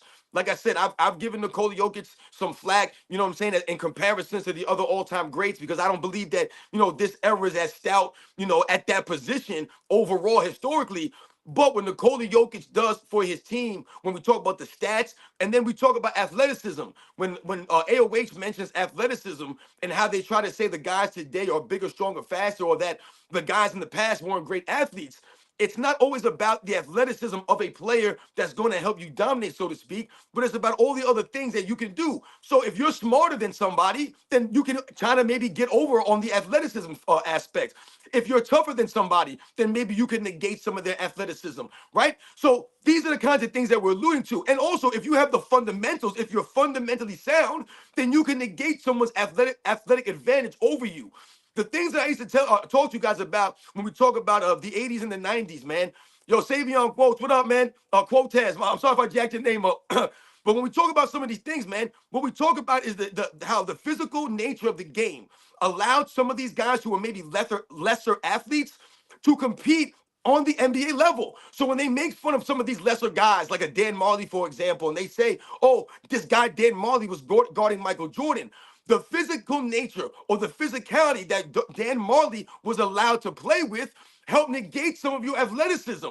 So yes, Michael Jordan may have been quicker than Dan Marley, faster than Dan Marley. He could jump higher than Dan Marley. We get all of that, right? It was the other things that Dan Marley was allowed to do. So maybe he could use his hand more, right? The strength of Dan Marley. He was a very stoutly built person. So these kinds of things allowed players to negate some of your athletic advantage, man. So that's why someone like Nikola Jokic can be effective at the level that he is, because of all the other things that he does at a high level, maybe not necessarily the jumping high or the quickest feet or things of that nature. So that was one of the longest pisses of my life.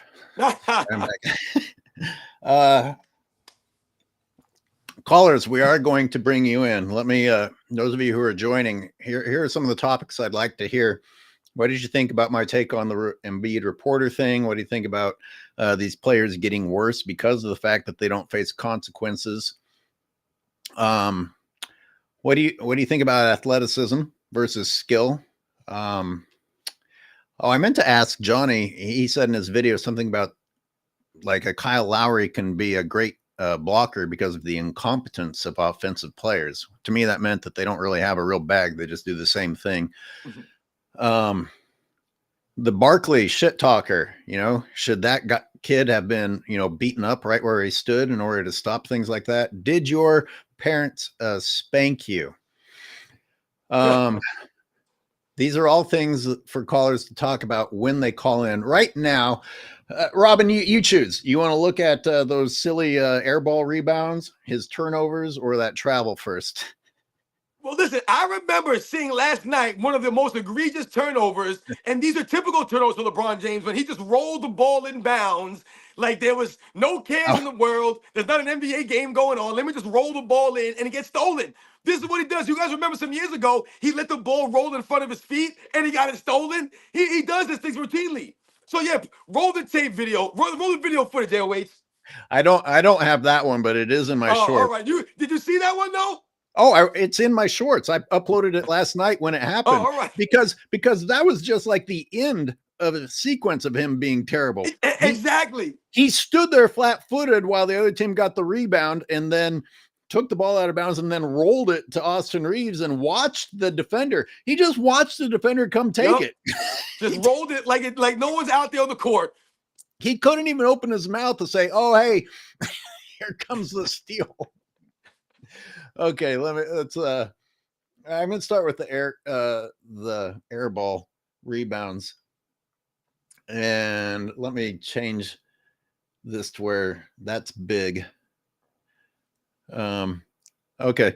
So I swear to God, this is two different plays. They look like the same play, but I swear that they are different. Oh no, these are the turnovers. Never mind. That's all right. There's a terrible turnover.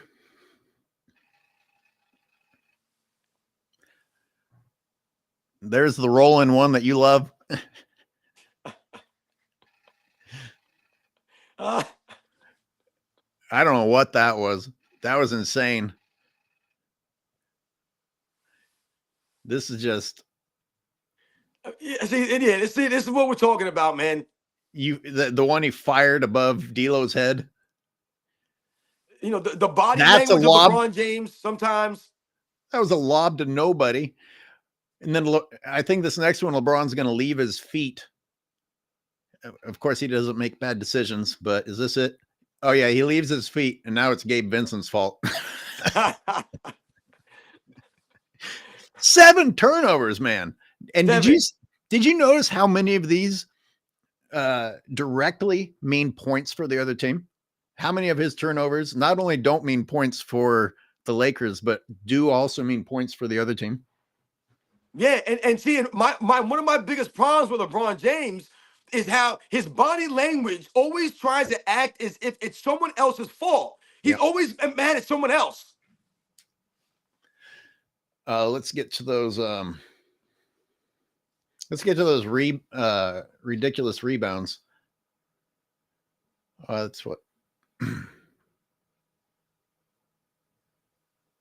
See, somebody said that LeBron James is having all these triple doubles and they're winning, but they failed to mention that Anthony Davis is like number 2 in the league in scoring right now, and like top 5 or top 10 in rebounds in the league, and is one of the best defenders in the league. So you act like LeBron James out there triple doubling it, and nothing else is going on. And let's not fail to mention, once again, Anthony Davis is doing most of his damage in the fourth quarter. The game the other night, he scored 11 of his 21 points in the fourth quarter. The Lakers were going to lose these games, even though LeBron James put these stats up. It was the other guys that came through at the end.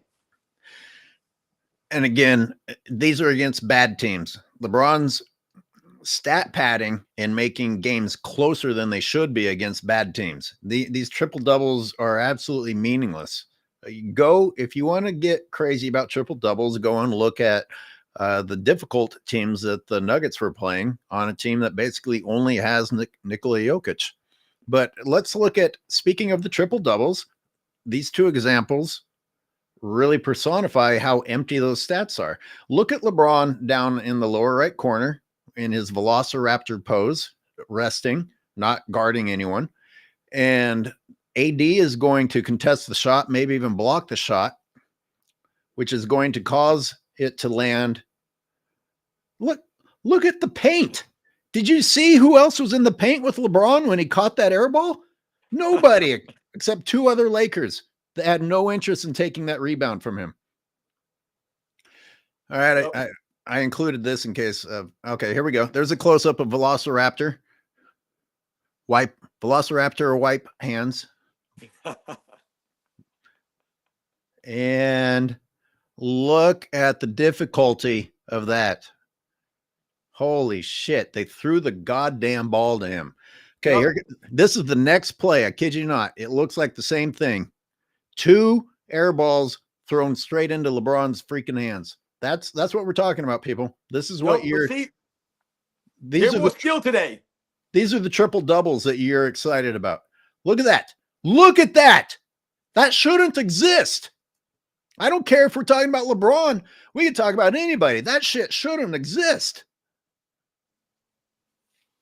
This is what I'm saying, man. When you look at the rebounding, see, the thing is, when people talk about the numbers, when you talk about the overall game, you see some of these people like, oh, when LeBron James does this, they win. The Lakers don't win consistently, though. That's the problem with them.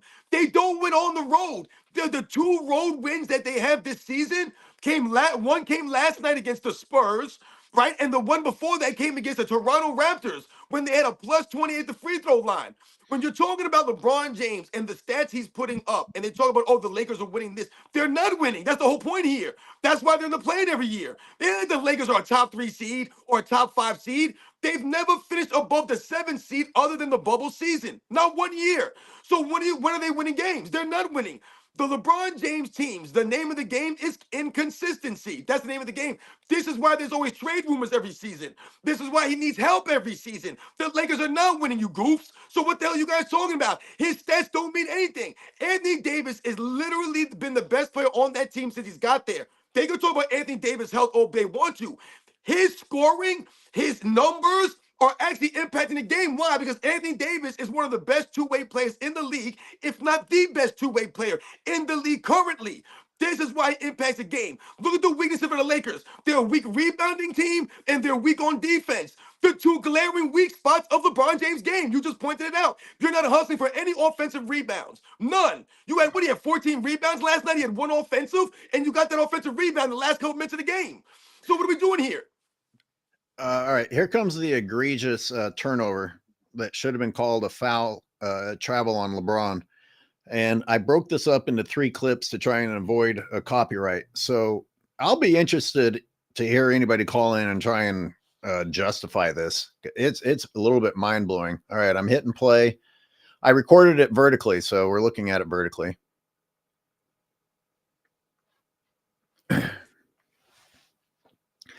I mean, I really felt like that defender was doing a great job staying away from LeBron, like doing everything he could not to get called, and he still got called.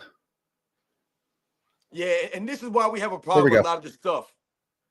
Just falling down. It's like LeBron's body just shuts down every now and then randomly. Yeah, exactly. And this is why we say, like, how is LeBron James allowed to use physicality in an era where no one's allowed to use physicality? It doesn't make any sense. He's the only one allowed to throw everybody all over the basketball court. Like you said, he'll throw elbows out there, no calls made. He can yell and curse at the referees, no technical fouls. He can do all these things. He can do that. So I got more angles of this. I mean, that one's absurd enough, but we'll do another one.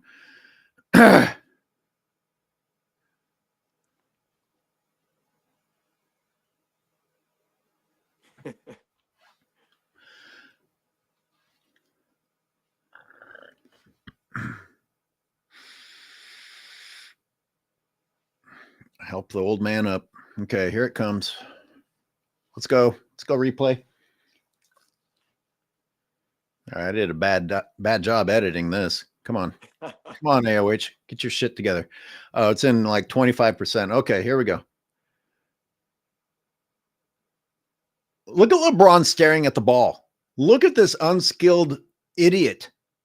And then look at the wrap. You see that? That's called wrapping. That's actually illegal. That is in the rule book as illegal.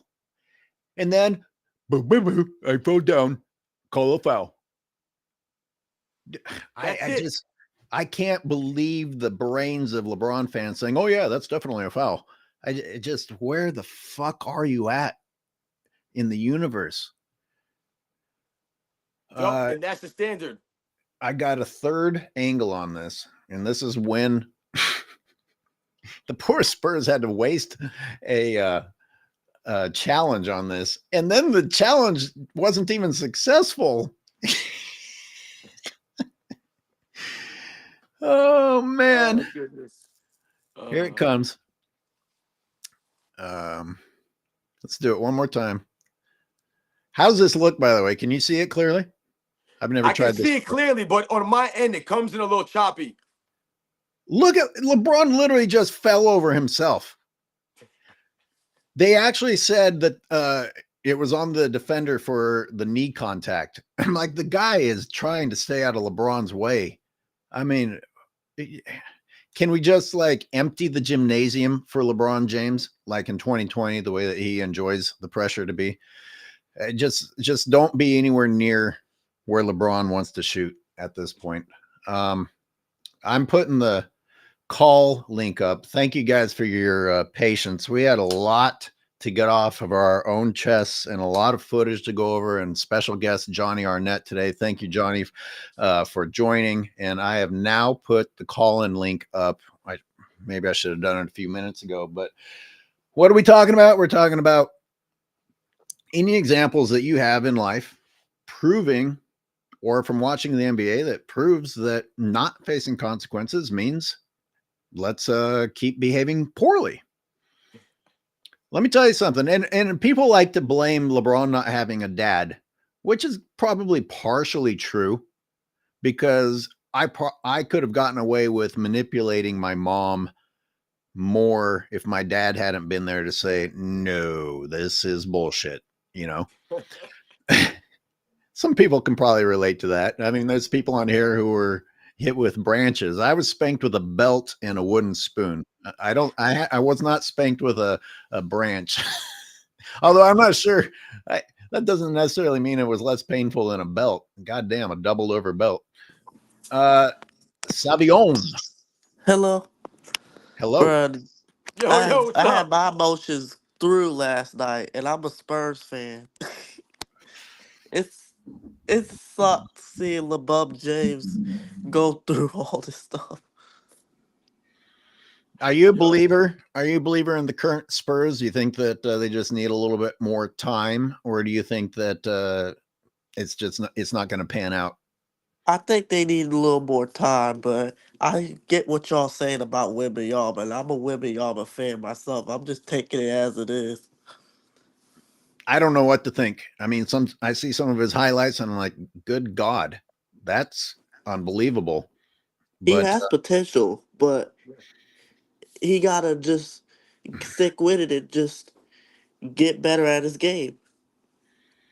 I turned it off at halftime. This in-season tournament definitely has me on high alert for suspicious activity. And Me too. did the competitiveness of the Spurs seem reduced in any way? I don't know, but it's kind of hard to be competitive when you got a flopper going down the lane at 100 miles an hour with the call. I mean, defender moving out of the freaking way and still getting called for a foul. It kind of hurts your competitive spirit, doesn't it? Yep, it does. I mentioned earlier AD how doesn't get no credit though. AD doesn't get no credit. He had 40 points.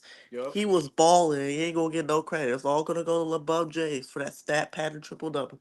Well, I don't want to hear those ESPN panelists, but I accidentally turned it on, and sure enough, they mentioned AD briefly. But you know what they did? They complimented JJ Redick for, handing the keys over to AD. People, do you think that Darvin Ham is brain dead?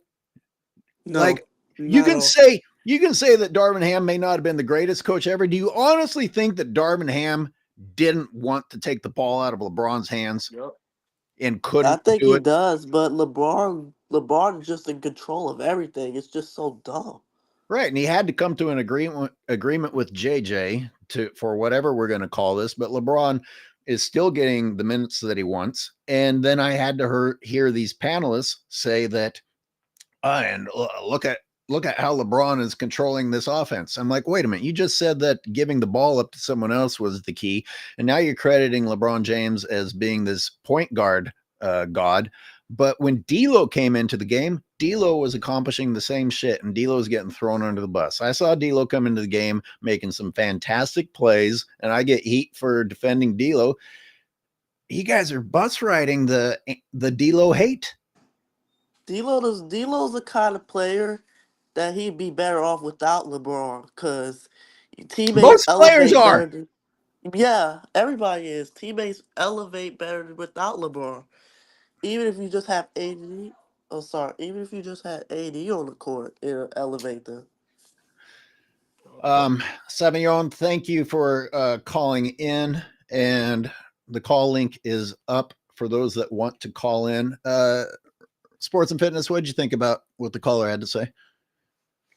Yeah, no, I mean, he's right on the money. You know, when we talk about Victor Wembanyama, you know, he says he's a fan of Victor Wembanyama. I think a lot of people have a lot of hope for Victor Wembanyama and what he could become in the NBA, and that's why what we were talking about earlier, you know, is valid. You know, we talk about the three-point shooting, and we talk about maybe shooting too much or too many threes. These are the kinds of things that we're talking about, man. You know, when you're out there taking 12 three-pointers, you know, I don't know how many he's taking a game. Maybe I think Johnny said he's taking like 8 or 9 a game. You know, I said earlier in my video that he should be around maybe 4 or 5 three-point attempts a game. That's where he should be. That doesn't mean he has to be banging down low or trying to do anything physically, but stepping in the mid-range and trying to operate a little bit closer to the paint, so to speak, I think would benefit him a lot more and just benefit the overall league. Because, like I said, like you said earlier, who wants to keep watching the same play over and over again? So much respect to what he was saying. Michael Silberg, you not calling in today? And apologies to the callers that were waiting earlier. We had a full plate. And Robin, you're a father also, maybe not a new father, but I know you need to get going soon. So we'll entertain a few more callers. And the SMT Sneed Mobile, that's too long to finish reading. You're on. Hey guys, thanks for letting me on. How we doing today? Hey, welcome. Yo, what's up, man? Hey, so something I noticed, gentlemen, is like when you look at the dynamics of the players that play alongside LeBron. I look at D'Lo, for example. LeBron's basically played every game. I don't think he's missed any, but I noticed that like D'Lo plays a lot better when LeBron is completely out of the game. So like Yep. he misses a game, for example, his role obviously becomes expanded. More is asked of him, and he's actually better when he's asked to do more. He'll drop 25, 30 points. You know, he'll distribute the rock. When these guys who are capable of doing more are stuck in certain spots on the floor because LeBron needs to orchestrate and engage the offense, they become marginalized, right? With the exception of, I think, of AD, because it's so undeniable. The guy should be the centerpiece and focal point of the offense.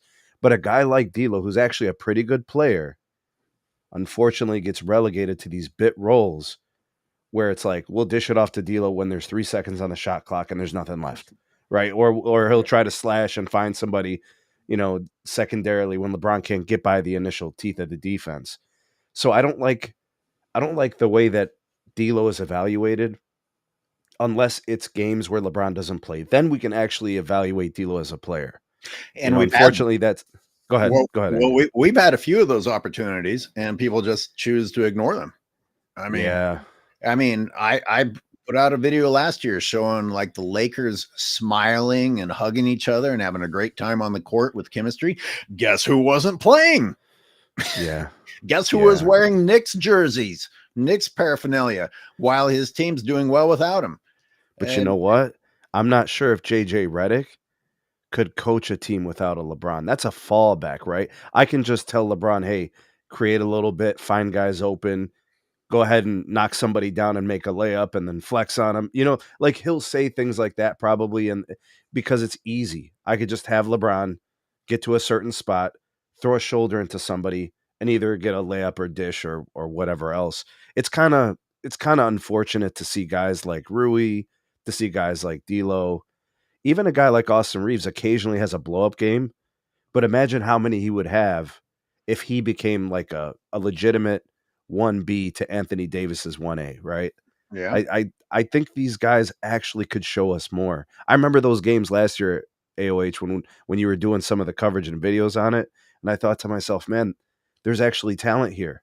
Why are we acting like this team can't win games without Braun? They basically would have the same record, actually, in my opinion. They would How just be about playing a two- different brand of hoops, you know what I mean? How about, geez, is it already 3 seasons ago where both AD and LeBron chose to sit out the end of the season and the Lakers went on a run, including Austin Reeves? Like, was Austin Reeves a rookie at that point? And we're like, God damn, look at this guy.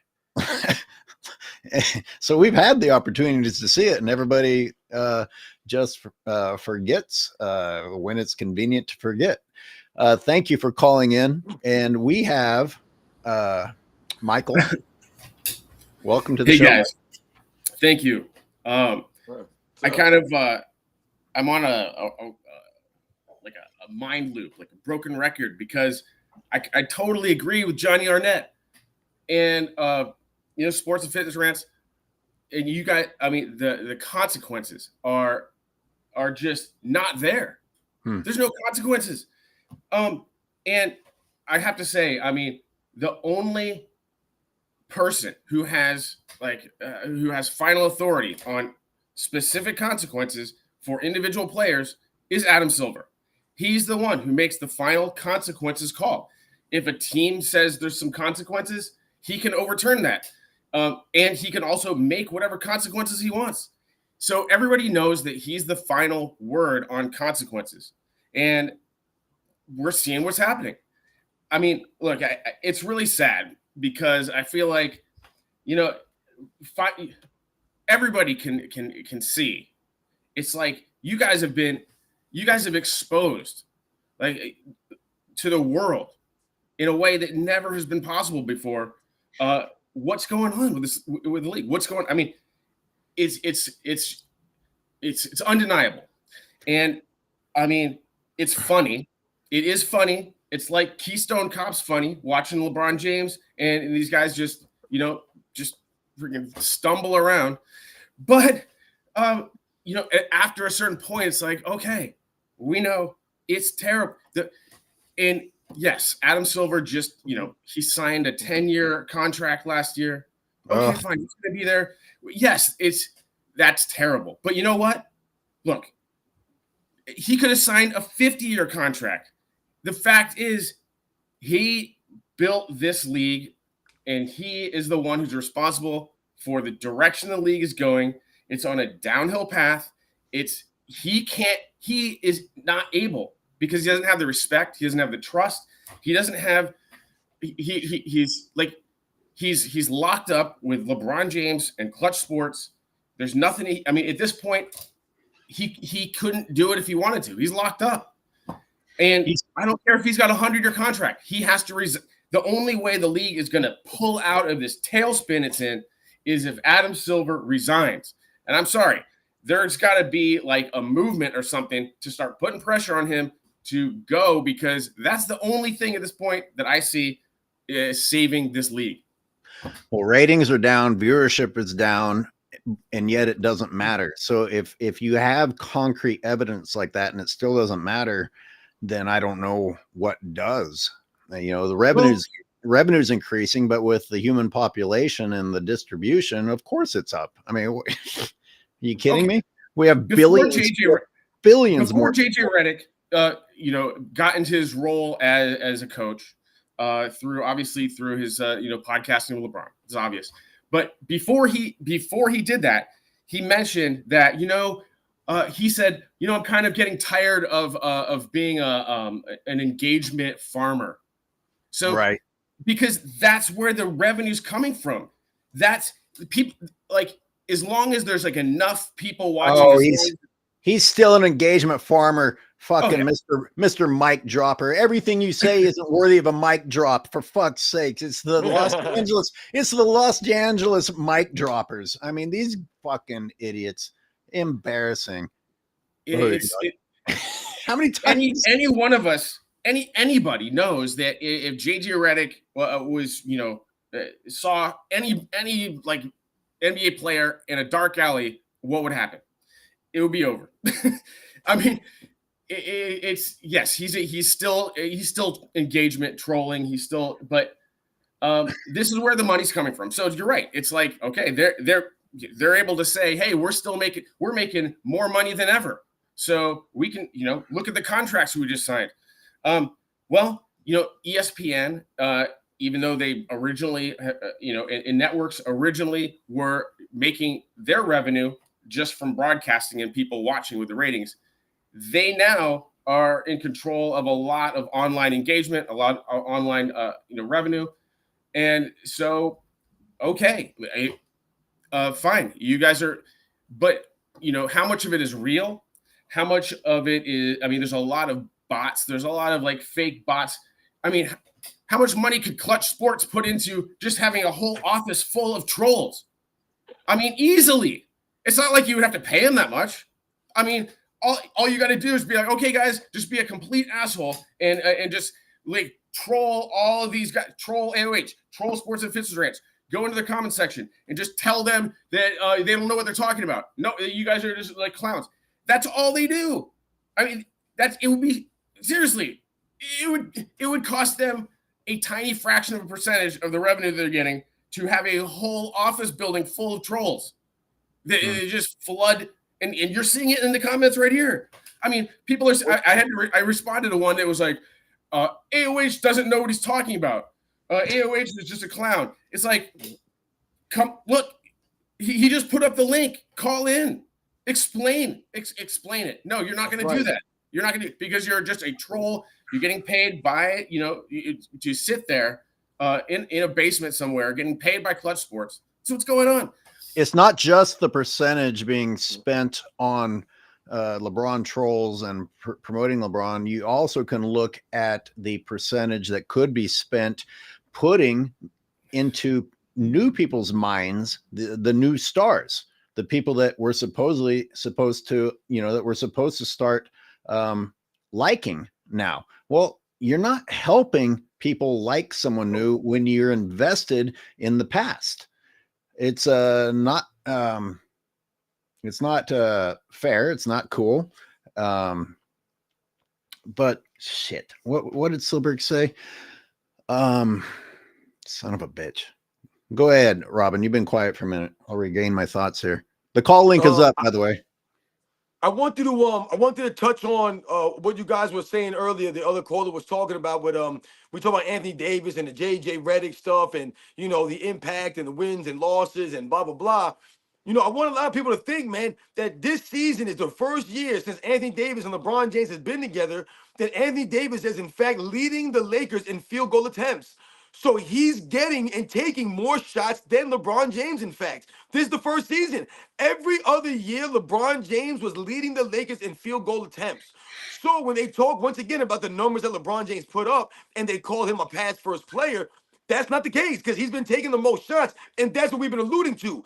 The numbers that LeBron James has been putting up, he's been stat padding, taking all these shots, but not playing any defense and handcuffing Anthony Davis. And once again, reducing his overall impact on the game. This is why the Lakers have been consistent. But this season, Anthony Davis is in fact taking the most shots on the team. And you see the difference in Anthony Davis' overall production. And you see the Lakers. They may be inconsistent as far as their wins and losses on the road and at home, but they are 6-0, I believe, at home. And once again, we talk about the impact that Anthony Davis is having. This is part of the reason why. I remember what Michael said that I spurred a thought. I not only have trouble watching the game, but I avoid listening to the commentators now because these are people who are supposed to have a trained eye. These are people who are supposed to give insight to the rest of us to help us understand what we've been watching. They're just lying to us now. They're just part of fulfilling a script. And that's pretty upsetting. Their actual job was to say, hey, here's what just happened in that first half. And now that it's glazing. It's like, hey, here's what did not happen in that first half. And we're going to say something else. I personally find that pretty upsetting because the footage I put on my channel is not CGI. It's real. I'm not here talking about it for no reason. And all of your rants, you're not basing your rants on nothing. There's something fueling what makes you want to say all of those things. Do you people actually think that paid sports analysts can't see what sports and fitness rants and I are seeing? They are choosing to lie and pick and choose what they comment on. So now I not only don't want to watch the games, but or hear the live game commenters. I don't want to hear the analysts either. The entire thing is just absurd. I mean, I'm really, I think I've done as much as I can to expose this, and I think I'm at the end. This is just absurd. It's over the top, stupid. No, you're right. Well, you know, I don't know if you shared your actual story. Did you get spanked with a branch or with a belt or something else? Yeah, I got the belt sometimes. You know, my mother, I would say, was more of a, you know, an opportunistic beater. So whatever was around, a broom, you know, a shoe. So, you know, yeah, something like that, whatever was around, you know. And my dad, you know, the way it went down for me growing up, as far as that relates, is once I got to a certain age, then my father went to my mother went to my father and was like, listen, now, you know, he's a man, it's time, you know. And all of a sudden now, next thing you know, you're dealing with your father in a different capacity. As for when I remember him growing up, now he was coming at me like a man, not like as his son. And me and my dad have, like I said, this relationship where to this day, I have the utmost respect to my father, man. I would never second guess my father or dare to challenge that man. Well, I appreciate you coming on. I appreciate you contributing to the topic and bringing the energy, Johnny. I appreciate you coming on. I think we pretty well covered everything. For those just tuning in, when this goes up, you'll be able to backtrack and find the footage that we analyzed today. But thanks for the super chats and the super thanks, and for the comments and those who called in. This is AOH signing off, and this is your boy, Sports and Fitness Rants. Say goodbye, Sports and Fitness Rants. Yeah. Oh man, I love doing these shows with you, AOH, man. Like I said, man, I feel the dynamic between us, man. And like I said, man, shout out to everybody in the chat that came through, that donated to the live stream. We are truly humbled and really appreciative of any support that you guys give us. Like I said, man, you guys just commenting, calling up to the live show, it really means a lot to us. Like I said, anyone who's ever, you know, subscribed to my channel or commented on my videos, thank you very much, guys. And as usual, AOH, man, it was a blast once again, man.